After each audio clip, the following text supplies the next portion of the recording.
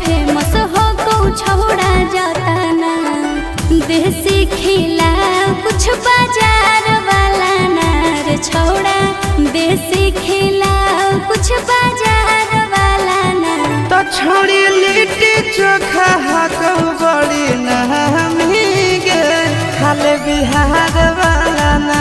छोड़ी लिट्टी चोखा हाको बड़ी नहमी गे खाले बिहार वाला ना।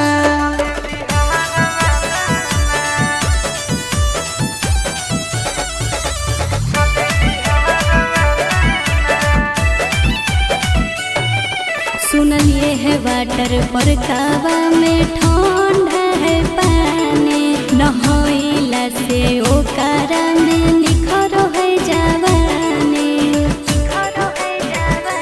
तोरा पटना के गोल घर घुमाई देबोगे, मोहरिन ड्राइव के सैर कराई देबोगे।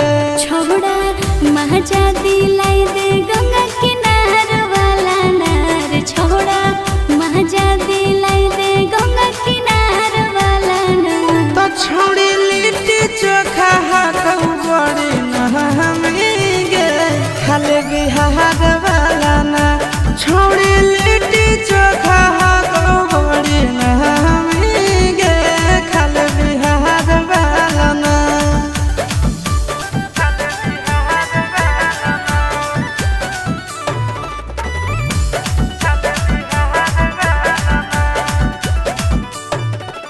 पूछो नहीं छूटे हो रहो जगह तू घूमोई है, फेमस मगहिया वाला पान भी खिलोई है।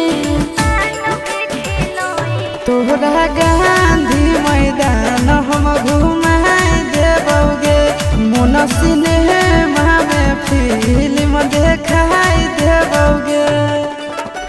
कौमी पूरा करी है आशीष यार वाला नार, छोड़ा कौमी पूरा करी है आशीष यार वाला नार। आगे जमुई के छौड़ा हा गई बड़ी नहमी